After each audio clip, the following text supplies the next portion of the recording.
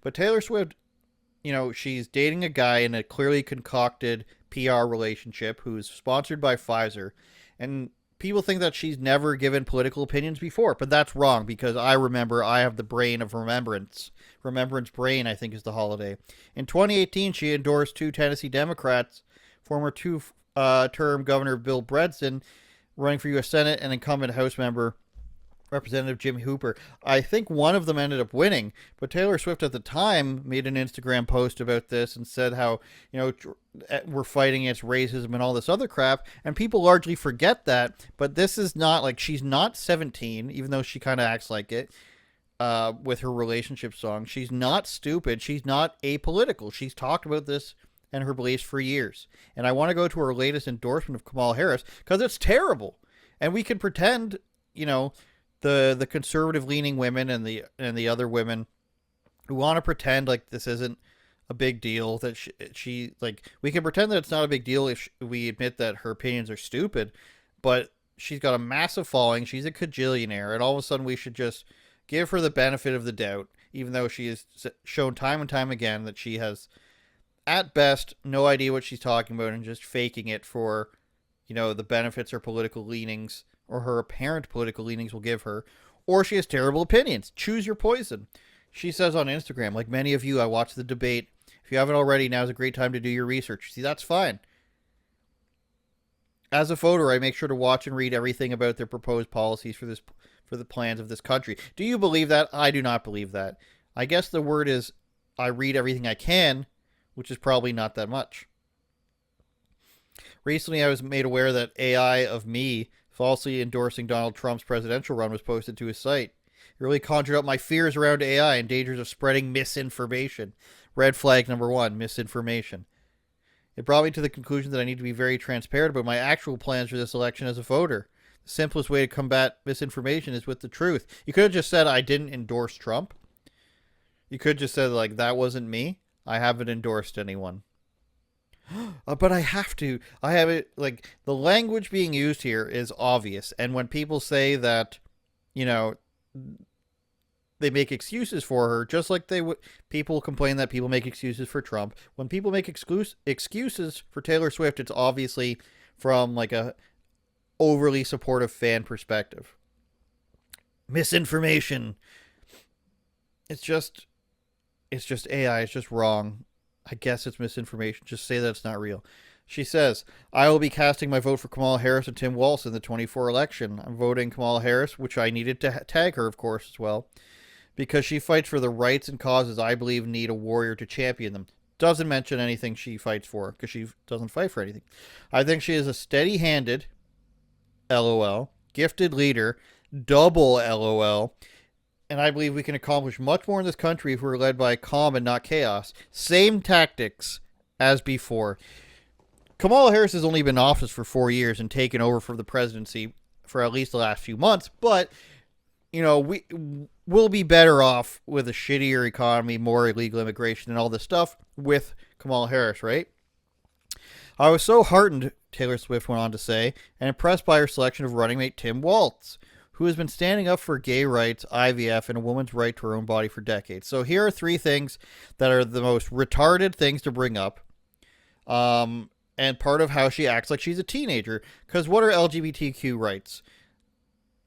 It's not gay rights. There's no other rights that we're missing here. You've already got the ability to marry, which, that's an argument that we can have. But obviously the only thing people cares about is the indoctrination of children. Like I said earlier, nobody cares if transgender A and B want to go and B, C, D in a gay bar full of drag queens. Nobody cares about that. It's when they are reading about this stuff to children. They're pushing these fringe sexual perversities on children, and that you want to trans the kid, as they say. That's what people care about. So to call it rights, the right to cut off, kids' body parts, is that the right? They don't have to explain this. Next thing, IVF. Trump supports that. Okay, so do you support Trump in that then? Woman's right to her own body. That's up to the states now. That's not the president's concern. He didn't overrule it. The Supreme Court did. Yes, it was with the justices he chose, but the president doesn't control this. Sorry that this happened to you, that it's up to the states now. Sorry that there's more freedom. Sorry that people actually get to decide on this. So, three things she brings up are terrible points to bring up, and they are meant to appeal to young people of her fan base. Gay rights, not a thing that people are missing, that, not a big issue at all because it's vastly made up. People have concern with children. IVF that Trump supports, and women's rights that's up to the states. So, three things that are meant to trigger the mind of a young voter is what she goes with, and they're all shit examples. She goes on to say, I've done my research and I've made my choice. Your research is all yours to do, and the choice is yours to make. I also want to say, especially for first-time voters, remember that in order to vote, you have to be registered.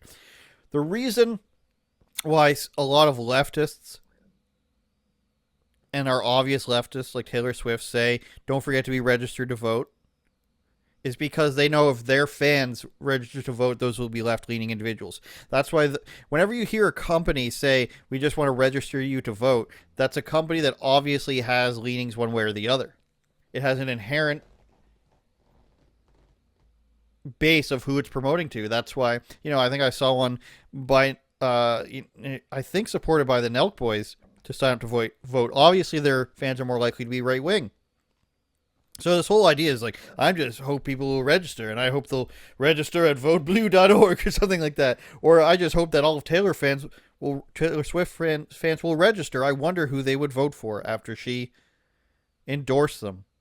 But they're going with the same strategy as 2016, even harder than what they did for 2020. We saw at the debate Kamala Harris brought back everything. Find people on both sides. Calling them rapists, all these things, election fraud, all these things are meant to just be blips on the radar. Oh, all these felonies, these guys, convicted felon. All these things are just little droplets in a cup of a person's uninformed political mind. Why? Because with each drop that fills that cup, this is an Orange Man bad cup. It fills with orangeness to the top till it explodes in your face and scolds you with acid, right? No cultures would ever scold people with acid. Scald people. He scolded him. No people would ever scald anybody with acid in any culture. So these are all just little headlines that they drop into people's brains so that they think that there's this overwhelming narrative that it's obvious that Trump is a bad person. All of these little things take 5 lines or maybe 5 minutes to dispute, to give nuance to. Find people on both sides. Obviously debunked, he said, not the neo-Nazis.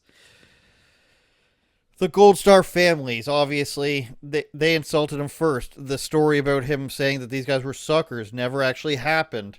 Put kids in cages. Obama did first. There's a conversation about if you're committing a crime, you don't get to have your children with you in prison. All these different things. The felonies, well, what are they actually about? The impeachments, well, what are they actually about?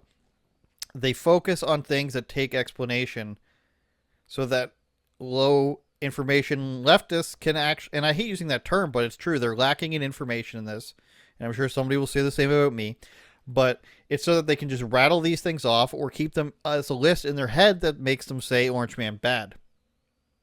And if you want some of this in real time, watch one of those Jubilee things I recently watched.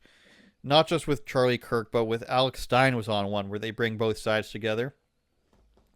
And they bring up some of these things. And you see the people there and they're so sure. But you don't have time to explain the whole world to them. It's like, I get 6 headlines a week from social media about Orange Man being bad. And that's all I need. And on all of these programs you see, there's always like a normal looking girl or two. And they see the guys that are on their side. They look down their panel, and it's a guy with capri pants on, or it's 6 gay guys, or it's a guy who looks like he just came out of the basement, literally. And not that that's necessarily a bad thing. We don't think. We love basements. I have a basement of my own. And she looks up and down, and she starts to realize that these are the guys that are agreeing with her. It's because they want women to pay attention to them and like them. This is the backdrop for a lot of this sort of thing. And I hear what you're saying, that it's sad, because it is, but every man knows this, right? Every man knows when there's an allegedly straight guy agreeing with all the women about everything, even when their opinions can be stupid, and guys can have stupid opinions too. But when a guy's just being, I believe in feminism and equal representation, it's because that's his way of getting attention from girls. And when you watch these videos, you see the girls sort of noticing that, smelling the desperation, and you're seeing them realize that all the guys that agree with them are not exactly the most masculine men, is what I'm trying to say there. So they keep doing these things, they keep bringing it back, and they want it to stick in your mind. They don't think you can think for yourself. They don't think that you'll remember that Taylor Swift endorsed these people in 2018. She's just doing the best she can. She's just a sweet, innocent 17-year-old girl, Taylor Swift.